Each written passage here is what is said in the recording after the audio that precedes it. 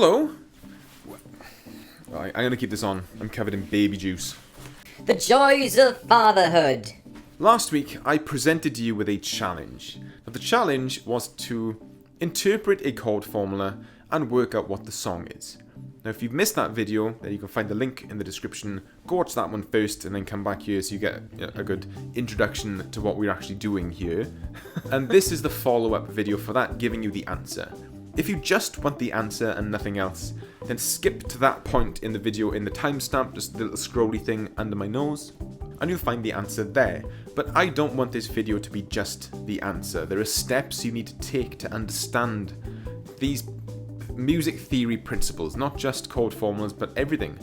You need to understand how to build to that point and use that information yourself for it to actually sit in your brain comfortably. It is very difficult to do in one video, and I just want to give a quick shout out to my platform where I've got a full theory course taking you through all these steps and giving you actual play along exercises and different things for you to do to help these principles get absorbed. Now that that's been said, let's head over to the board of knowledge where I can stuff information into your head. And when we look at our chord formula, the first thing we need to understand is what are Roman numerals? What do they mean? And this is assumed a lot of the time, but I want to give you a quick blast of knowledge. I don't want to spend too much time on it, but I want you to know that first. That's the basic starting point. We only need to use an I and a V. You only need to know what each one of those mean. An I is 1 and V is 5. Because there's only 7 notes in a major key, for this situation that we're in, for this challenge that we're trying to accomplish, we only need to go up to 7. So we only need to use 1 and 5. The way that it works is, when you see an I, that means 1. Easy. When you see 2 I's, that's 2 ones, which means 2. Can you guess what 3 is? Correct. 3 I's. Now we can't just keep going like that forever, because you end up having to count the I's. And we don't want that. We need to look at it and know what it means. So we start using a V. Now V is 5. But if you put a 1 before a 5, it's 4. Because 4 is the 1 before 5. For 6, we put a 1 after the 5. Because 6 is 1 after 5. And can you guess what 7 is? You got it. 2 after 5. So now, when you look at the chord formula, you know that they are numbers. But the other thing I want you to notice is some are uppercase, some are lowercase, capital letters and small letters. If it's a small letter or lowercase, like I, like this, then it means a minor chord. A small V looks like that, without the lines on top and bottom. So uppercase or capital letters are major chords, lowercase, small letters are minor chords. So now, when you look at the chord formula, we understand that these are numbers and also major and minor variants of chords. Now you may be thinking, Why don't we just use numbers from the first place and not use all this Roman stuff? well, the answer is you can, and people have developed a way to interpret a chord progression or chord formula using just numbers. That's called the Nashville numbering system. I've been conditioned to see chord formulas in Roman numerals and instantly understand what that means without referring to any other numbers. Numbers are everywhere when you play guitar, especially when you read music of any kind. If you're reading tablature, you're hit with numbers. If you're reading standard notation, you've got indications of which fingers to use, which strings to be on. Thinking of frets as different numbers, intervals, beats per bar, they're everywhere. Now my brain doesn't deal with numbers very well. So it's helpful for me to look at something that isn't numbers. There's no question about what a Roman numeral chord formula wants me to play. And it might be just me, but there's no right or wrong way for this. I know I crack jokes about the Nashville numbering system. They're great. There's no right or wrong way to interpret this. This is just the way that I know inside out, and this is the way that I interpret it. Now the next thing we need to understand is, what do these numbers refer to? And before we do, I'm going to give you your first clue for what the answer is. It's a Christmas song! Whoa! Now the numbers that those Roman numerals represent, they refer to the intervals of a major scale or a major key. The simplest major scale is the C major scale because harmony-wise there's no accidental notes, there's no sharps or flats, it's just all the notes in order starting from C. Now when we talk about intervals, this is what we are talking about. It's the intervals between these notes, the spaces between these. So C would be number 1. D is the second note, that's the second interval. E is the third interval in the key of C. Now the chord formula is asking us to build a chord from whatever interval that it says. If it says 1, a big capital I, then it's C. If it says 3 with a big capital 3, it means E. If it says 3 lowercase i's, it means E minor. So now let's do a mini theory task to help compound this information. I'd like you to get a pen and paper and replace all of the Roman numerals in the chord formula that we have and replace them with the actual chords that we need. Now I'll give you the first one to start you off. Now the first chord that we have is a V with an I after it. That represents a 6. And it's lowercase, which means that it's minor. Okay, so we look through our major key. 1, 2, 3, 4, 5, 6. A. So for that first bar, for that first chord, we need an A minor. Now, just because you've worked out that first bar, it doesn't mean that you've just worked out that first bar. You've worked out every minor 6 chord that it says in there. If it says a V and I in the same way, all of those are A minor. So hopefully that helps. I'll give you a bit of time to pause the video to go through this on your own. And when you're ready, you can just press play and we'll smash into the next section.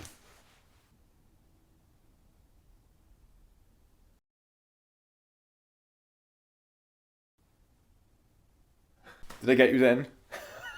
All 5 people watching this video has just left. So now we should have a chord progression that looks like this.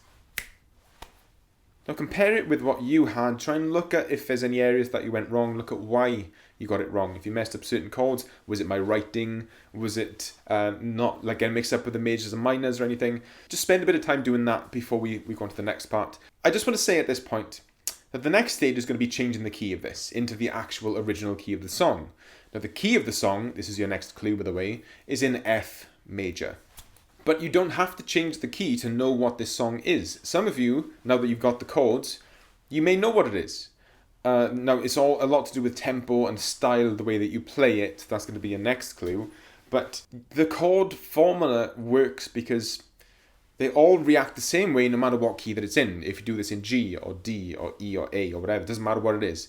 It'll always sound like the song that it is when you play it in the right style with the right kind of approach and tempo. So as I just mentioned, the key that we want this song to be in is F. This may help people with a more developed ear to decipher what it is. You might think, oh right, oh that sounds a bit better. But it's like for me, it doesn't matter what key it's in. But we'll do it anyway, we change the key. So we want this to be in F. So the first note is going to be F. Now, a major key and a major scale has to go up in order. So the first thing I'm going to do is just write down every single note in order. But this doesn't quite work because this is no different to the C major scale. There's no difference with this at all, apart from you starting on the F. If you start the C major scale started on F, that isn't the major scale, that's not the F major scale. Now the important thing to understand from this is the structure of a major scale, which is tone, tone, semitone, tone, tone, tone, semitone. Now this is a fundamental principle that will help you work out any key, any note in any key at all. So what is this tone and semitone nonsense? Well, a tone means 2 frets. It's telling you that these notes are 2 frets away from each other. D and E are 2 frets away from each other. The S is a semitone, and it's telling you that E and F are 1 fret away from each other. They're right next to each other. A semitone is the smallest interval that we use in Western music. It's the space between 1 fret to another, to its next door neighbour. Then we've got tone, which is 2 frets, tone, 2 frets again, tone, 2 frets again, and then a semitone linking B to C. So if we apply the same spacing to the notes from F, we have to keep them in this order. I'm not going to go into why, but I will in future videos if you want me to. They have to follow the same spacing. So let's look at it a little bit closer. F to G, is that a tone apart? Are they 2 frets away from each other? Yes, they are. G to A, they need to be a tone apart from each other. That's right, they are as well. A to B, is that a semitone apart from each other? No, it's not. They're a tone apart. Now we need this space from A to B to be a semitone. The only way we can do that is by flattening the B. B becomes B flat, it goes down a semitone, which brings these two closer together, which means that that spacing is now correct. Now B flat to C, that is now a tone apart. Usually, that's a semitone apart, but we've increased the space between these two by a semitone. C to D is a tone, D to E is a tone, E to F is a semitone.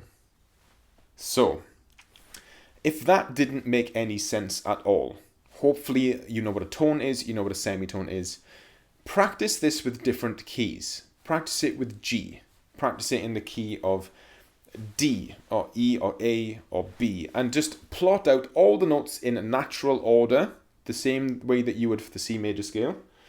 Then look at the space between each one, and they have to match this exact formula. Tone, tone, semitone, tone, tone, tone, semitone. Now, if you're in the United States of America, the United ones, then a lot of people over there refer to a tone as a whole and a semitone as a half. I'm British, almost. I'm Welsh. So I always say tone, tone, semitone, tone, tone, tone, semitone, rather than whole, whole, half, whole, whole, whole, half. It's like there's too many. I lose my breath whenever I say that. And now that we've plotted out the key of F, we can now transfer that to our chord formula, and you'll find that a lot of these chords are inaccessible at an open position. In the key of F, you don't have access to every single one of these chords. C, you've got most of them. You're able to play most of them. Not all of them, but most of them. Same for G. If you wanted to practice doing it in G, you've got a lot of them from G.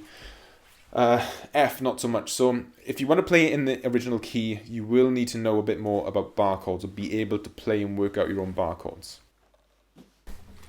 So hopefully by now, you've got in front of you our chord progression. It's no longer a chord formula, it's the actual chords from the song. The next stage is to use that to work out what the song is. Now, getting to this point is the important part. That's the bit that I wanted you to understand. The steps you've taken to understand these little stages that we've gone through to get to this point. That's a win. When you go from here, from that point, I've got the chord progression in front of you, to working out the song, there's a lot of variables that make that difficult. For this in particular song, there's no real guitar riff or hook that we are playing that will connect you to that song straight away.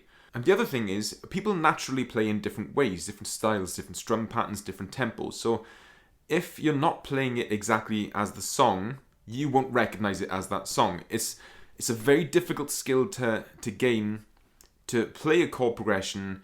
Just listen to the color of the chords and imagine the melody over the top. But as long as you've got to this point, you've got the chords in front of you, that's the purpose of this video. Now I'm going to make that whole process of listening a little bit easier by giving you a texture to add to it in the form of a finger picking pattern. Hopefully this will give it more of an identity and you'll link this to the actual song. So I'm going to have the finger picking pattern flash up on screen soon. Pause the video, get comfortable with it, play the video again, and I will be playing the song. I'll then give you the answer. Before we do that, I want to mention that I'll be doing it in the key of C so that more people have access to the chords that are in that key.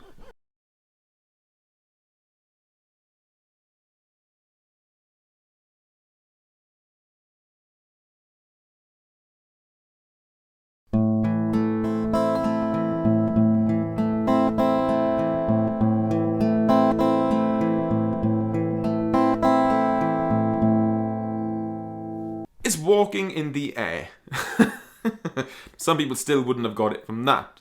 But I'm going to play it in the original key. I'm going to go into D minor as a bar chord. If you don't know what bar chords are, if you're not at that stage yet, you can use a capo at fret 5 and play the chords as if they're in the key of C. We're floating in an open sky.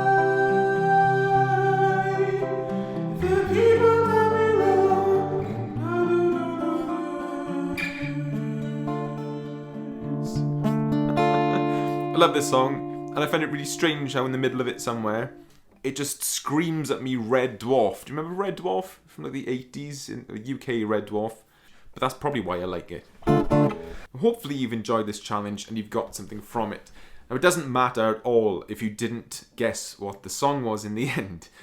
That's not the whole point of this. What I wanted you to do is just to do some digging on your own, try to find information and try to discover what you prefer to absorb.